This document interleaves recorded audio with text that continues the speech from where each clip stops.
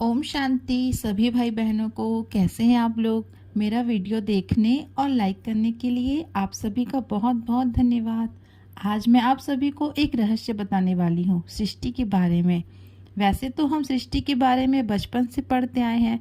जो ज्ञान बाबा ने ब्रह्मा बाबा के तन में आकर दिया, वो ज्ञान सभी आत्माओं तक पहुँचना बहुत ज़रूरी है।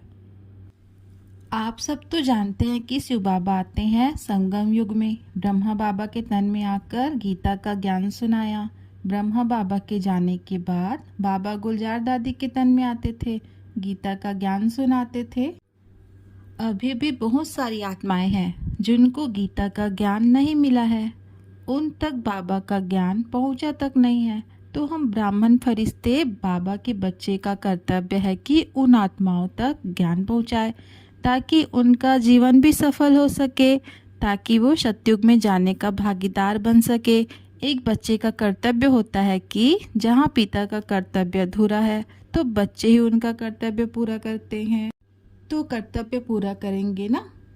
तो चलिए सुनते हैं बाबा ने सृष्टि की रचना के बारे में क्या कहा। आप यहाँ पहली बार नहीं आए हैं। आप 5000 वर्ष पूर्व भी इस स्थान पर इसी समय इसी प्रकार से आए थे। अब आए हैं और हर 5000 वर्ष के बाद आते रहेंगे, क्योंकि इस सृष्टि रूपी नाटक की हर 5000 वर्ष पश्चात हूबहू पुनरावृत्ति होती है। यह सृष्टि की रचना एक अद्भुत रहस्य है। सृष्टि रचना एक अनादि और अविनाशी सृष्टि चक्र है, जिसकी कुल आयु 5000 वर्ष की है। इस विचार के अनुसार सृष्टि की न तो कभी पूर्ण विनाश प्रलय होता है और न ही शून्य से कोई नई भौतिक रचना होती है। इसके बजाय आत्माएं और प्रकृति एक चक्र में घूमते हुए लगातार परिवर्तन के 4 मुख्य युगों से गुजरती है।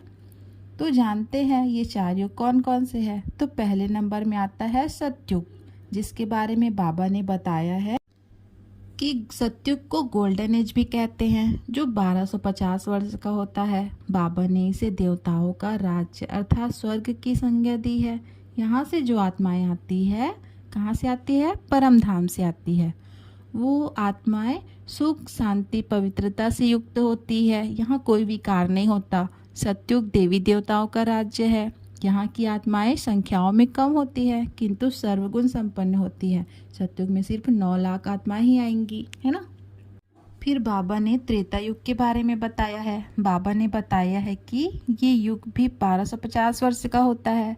यहाँ भी सुख शांति बनी रहती है, लेकिन कलाओं में थोड़ा कमी आ जाता है। जैसे सतयुग है 16 कला संपूर्ण, तो ये 14 कला वाली होती है। यानी इस युग में आत्माएं में थोड़ा विकार आना प्रारंभ हो जाता है किसी किसी आत्माओं में। अब बात करते हैं द्वापर युग की, जो 1250 वर्ष की होती है। द्वापर युग में दुख, अशांति और देहाभिमान 5 विकार शुरू होते हैं और अलग अलग धर्मों की स्थापना होती है। इस युग की आत्माएं बाहरी पूजा पाठ और भक्ति मार्ग की ओर झुकती है। बाबा ने इस युग की आत्मा को रजो यानी कॉपर एज वाली आत्माएं कहा है। अब बाबा ने इस युग की आत्माओं को कॉपर एज क्यों कहा है?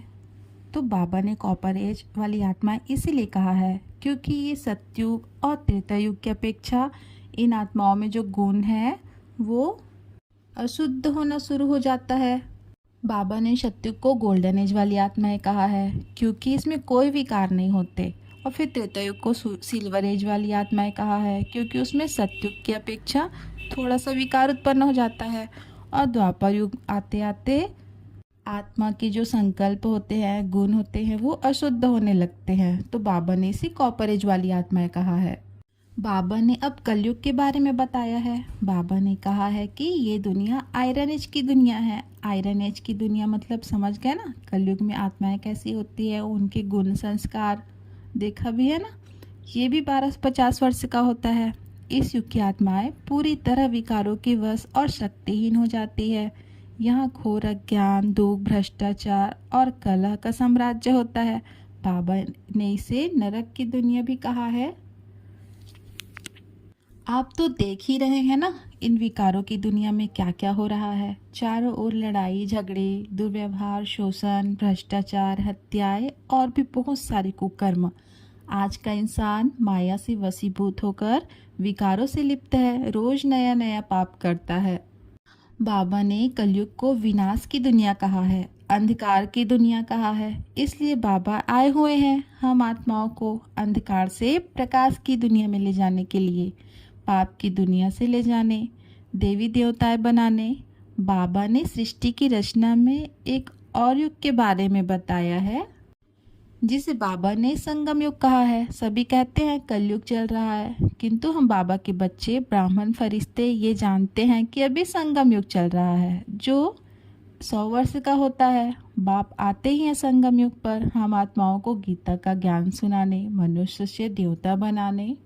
बाबा ने संगम युग को पुरुषोत्तम संगम युग कहा है। पुरुषोत्तम मतलब पुरुषों में उत्तम, और संगम युग मतलब होता है संगम, पिता और बेटे में संगम, यानी परमपिता परमात्मा और हम आत्माओं का मिलन। बाबा ने कहा है कि मैं आता ही हूँ तुम्हें उत्तम बनाने, रंग से राजा बनाने। बाबा आए हुए हैं हमें 21 जन्मों के लिए स्वर्ग का बादशाह बनाने के लिए। अच्छा, ओम शांति। हमने कोशिश की कि आपको सृष्टि के बारे में और 4 युगों के बारे में अच्छे से समझा सके। आपने सृष्टि के चक्र के बारे में क्या समझा, क्या जाना, क्या धारण किया? कमेंट में बताइए। अच्छा लगे तो ओम शांति बोलकर लिखकर कमेंट करिए। मेरे चैनल को सब्सक्राइब करें और लाइक करना ना भूलें। अच्छा, आप सभी को अब ओम शांति।